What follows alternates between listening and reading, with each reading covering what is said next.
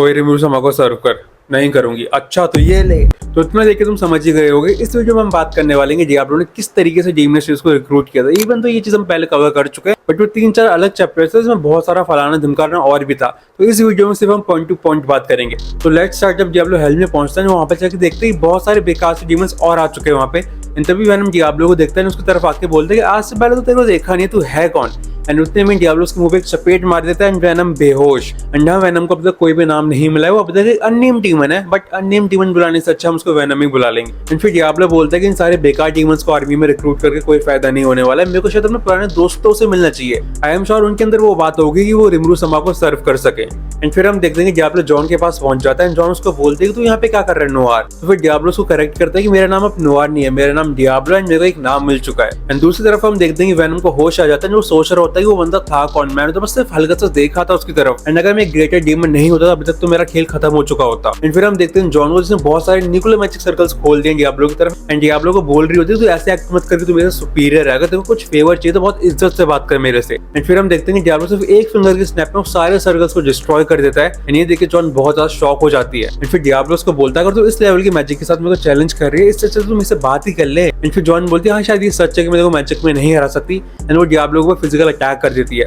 But Diablo उसका हाथ पकड़ उसको बहुत दूर फेंक के मारता है। एंड फिर उसके पास जाकर उसके मुंह पे एक लात मारता है। एंड मैं तुमको बता रहा हूँ ये लात पूरी टेंसुरा की हिस्ट्री की one of the most disrespecting kick है। एंड डियाब्लो सिर्फ यहीं पे नहीं रुकता, उसके बाद वो जॉन का मुंह पकड़ता है, जमीन में दे मारता है। एंड यहाँ पे जॉन टैं बोल जाती है। एंड फिर डियाब्लो उसको बोलता है कि आई होप तेरे को समझ में आ गया होगा हमारे बीच में कितना ज्यादा डिफरेंस है। एंड मैं जल्दी तेरे को लेना आऊंगा, तब तक तू अपना ये एटीट्यूड सुधार लेना, चलने के लिए मेरे साथ रेडी रहना। एंड इतना बोलने के बाद डियाब्लो वहां से चला जाता है। जॉन लेट के सोच रही होती है कि एक स्लाइम डीमन लॉर्ड आएगा, ये शायद लियोन के साथ मस्ती करने से तो अच्छा ही होगा। एंड तभी उसको सबऑर्डिनेट्स वहां पे आते हैं, वो उससे पूछते हैं कि तुमको सच में लग रहा है कि वो एक फिजिकल बॉडी तुमको देने वाला है। तो फिर जॉन बोलते हैं वो तो खैर पता नहीं, पर डियाब्लो वापस है, उससे पहले मेरे को उसको सबक सिखाना होगा। एंड जॉन उठ के डियाब्लो की तरफ एक न्यूक्लियर अटैक कर देते हैं। उसी टाइम पे वैनम को डियाब्लो दिख जाता है, तो फिर वैनम डियाब्लो से फाइट करने के लिए नीचे कूदता है, बट डियाब्लो को जॉन का अटैक सेंस हो जाता है। तो फिर डियाब्लो जॉन का अटैक को इंटरसेप्ट करता है। एंड जब तुम एक बात सोचो कि ये वैनम है, यहाँ से एक न्यूक्लियर अटैक आ रहा है और यहाँ से डियाब्लो ने इंटरसेप्ट किया है। एंड बहुत बड़ा ब्लास्ट होता है एंड वैनम के चित्रे उड़ जाते हैं वहां पे। तो सोचो डियाब्लो ने क्या बोला होगा। डियाब्लो बोलता है कि शायद मेरे इंटरसेप्शन के बीच में एक मक्खी आ गई है।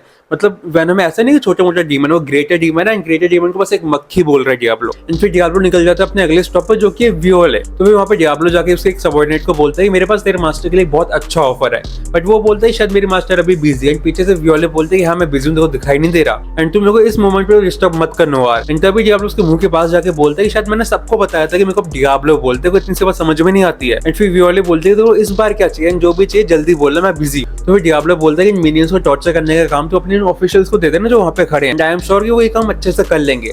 तो फिर वियोले बोलते हैं कि इस इंसान ने मेरा बहुत अच्छा प्लान खराब कर दिया था, तो मैं पर्सनली इसको 100 साल तक टॉर्चर करने वाली हूँ। एंड उस इंसान को देखकर तुमको याद आ रहा होगा कि वो इंसान है कौन, अगर तुमने टेंसुरा की पहली मूवी देखी है तो। एंड फिर डियाब्लो बोलता है वेल मेरे पास तेरे लिए बहुत अच्छा ऑफर है, या फिर मैं बोलूँ कि बहुत अच्छी जॉब है। एंड फिर वियोले उसको रिप्लाई करती है कि मेरे को नहीं याद कि मैंने तेरे को बोला था कि तू मेरी लाइफ में इंटरफेयर कर सकता है। एंड डियाब्लो उसको रिप्लाई देता है कि मेरे को भी नहीं याद कि मैंने तेरे को रिफ्यूज करने का राइट दिया है। मतलब डियाब्लो यहाँ पे प्राइमोर्डियल डीमंस को भी कुछ भी नहीं समझ रहा है। एंड ये सुनने के बाद वियोले डियाब्लो के ऊपर अटैक कर देती है, बट डियाब्लो सब उसको एक उंगली दिखा के बोलता है कि तू अपना टेम्पर अभी लूज मत कर, ये सब मैं तेरे को फ्री में करने के लिए नहीं कह रहा हूँ, तेरे को एक रिवॉर्ड मिलने वाला है। एंड वियोले बोलती है एक रिवॉर्ड।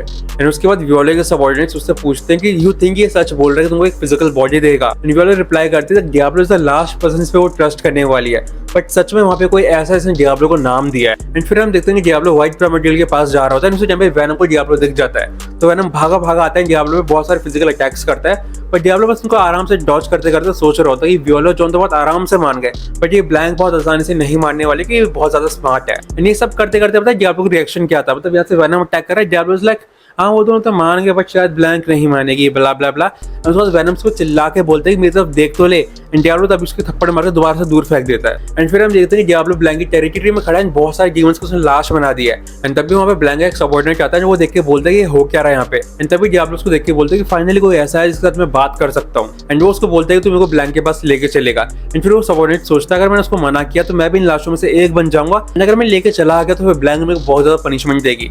तो मतलब उसके लिए तो एक तरह से ऐसा होगा कि आगे कुआ पीछे खाई। एंड तभी वहाँ पे मॉस आ जाता है, मॉस आके डियाब्लो को ब्लैंक के पास लेके जाता है। तो फिर ब्लैंक बोलती है कि नोआर तू यहाँ पे किस काम से आया है। तो फिर डियाब्लो दोबारा से बोलता है कि मेरा नाम नोआर नहीं है, मेरा नाम डियाब्लो है। तो फिर ब्लैंक को रिप्लाई करती है तो क्या तू इस बात का फ्लेक्स करने आया मेरे सामने। तो फिर डियाब्लो बोलता है नहीं मैं तेरे लिए बहुत अच्छा प्रपोजल लेके आया हूँ। ब्लैंक बोलती है तो बहुत ज्यादा फिशी लग रहा है। एंड डियाब्लो बोलता है कि एज करेंगे एज ऑलवेज, एंड वो दोनों हंसने लगते हैं। उन दोनों की हंसी देख के ब्लैंक के दोनों सबॉर्डिनेट्स की हालत खराब हो रही होती है। फिर डियाब्लो बोलता है कि इस टाइम पे मैं रिमरू समा के लिए काम कर रहा हूँ एंड वो एक डीमन लॉर्ड बन चुके हैं एंड मैंने उनके लिए बहुत सारे अच्छे काम किए। एंड डियाब्लो ये सारी बातें बोल रहा होता है, तभी ब्लैंक उसको बीच में रोक के बोलती है कि तू किस काम के लिए आया यहाँ पे। सुन के डियाब्लो को मुंह बन जाता है। एंड डियाब्लो बोलता है कि मैं सोच रहा था कि मैं तुम लोगों को भी दिखाऊंगा रिमरू समा को सर्व करने का जॉय क्या होता है। एंड ये सुन के टेस्टोरो शॉक हो जाते हैं, बोलती तू मेरे साथ मजाक कर रहा है क्या। एंड डियाब्लो बोलता है नहीं मैं मजाक नहीं कर रहा, मैं काइंडनेस का हाथ बढ़ा रहा हूँ। मैंने जॉन और वियोला को भी ये ऑफर किया था एंड मैंने सुना कि उन्होंने बहुत अच्छे से ये चीज एक्सेप्ट कर ली है। एंड ये तो ब्लैंक शॉक हो जाती है, बोलती तू क्या कह रहा है, मतलब एक डीमन लॉर्ड के अंदर 4 प्राइमोर्डियल डीमन सर्व करेंगे, क्या वो डीमन लॉर्ड इतना वर्दी भी है। एंड फिर डियाब्लो बोलता है हाँ बिल्कुल, demon lord Rimuru is a great man and जब तू उनसे मिलेगी तो मेरे को थैंक यू बोलेगी कि मैंने तेरे को ये ऑफर दिया। एंड फिर ब्लैंक बोलते चल ठीक है, मैं भी तेरे ग्रेट मैन से मिल ही लूंगी। एंड दिस इज हाउ कि डियाब्लो किस तरीके से डीमन स्टूडियोज को मनाता है रिमरू को सर्व करने के लिए। एंड जब अगला सीन आता है टेम्पेस्ट का, जब डीमन स्टूडियोज को लेकर डियाब्लो पहुंच चुका है एंड जब रिमरू वहां पे आता है तो डियाब्लो बोलते हैं कि ये 3 वो जिनको मैं समझता हूँ वो आपको सर्व कर सकती है। एंड ब्लैंक रिमरू को देख के बोलते हैं कि एक स्लाइम से एक ह्यूमन का फॉर्म ले रखा है एंड ये इंसान वही जिसने डियाब्लो को टेम कर रखा है। वेल देखने में तो बहुत ज्यादा इंटरेस्टिंग लग रहा है, बट अगर ये मेरे लायक नहीं हुआ तो जो आगे मैं इसके साथ करूंगी वो सब देखने वाले हैं। एंड फिर वियोला रिमरू को देख के सोच रही होती है अच्छा तो ये है रिमरू के बारे में डियाब्लो इतना बकबक करता रहता है एंड रिमरू हाई मैजिकल काउंट से छुपा तो रहा है एंड किसी को पता भी नहीं लग रहा, बट ये सारी चीजें हम भी कर सकते हैं। एंड देखने वाली बात ये है कि हमारी डिस्गाइज को पकड़ पाता है कि नहीं पकड़ पाता, क्योंकि जब हम खुद को डिस्गाइज करते हैं तो इस दुनिया में कोई भी हमको एक्सपोज नहीं कर सकता है। एंड जॉन सोच रही होती है कि ये सारे खेल खेलने से अच्छा तो हम सीधा फाइट ही नहीं कर लेते। जॉन बिंग जॉन, बस उसको डिस्ट्रक्शन चाहिए और कुछ भी नहीं चाहिए।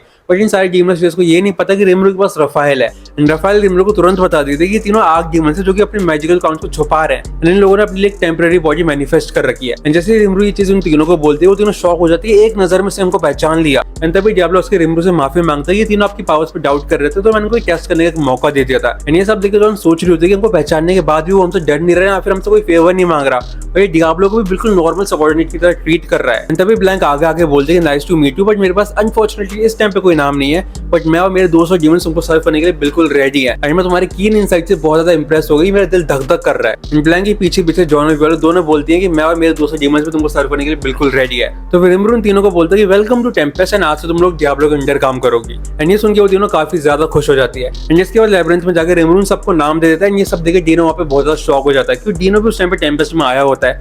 एंड वेल्डोरा बोलता है ये तो नॉर्मल सी बात है। रामरेस बोलती है हाँ रिमरू का तो ये रोज का है। एंड ये सब देखे डीनो की हालत बहुत ज्यादा खराब हो रही होती है। एंड आई होप तुमको समझ में आ गया होगा कि डियाब्लो ने किस तरीके से डीमन स्लेयर्स को रिक्रूट किया था। तो अगर तुमको ये वीडियो अच्छी लगी हो तो मैं कमेंट सेक्शन में बता जरूर देना and like share and subscribe करना मत भूलना। एंड मिलते हैं नेक्स्ट वीडियो में, तब तक के लिए मत आने।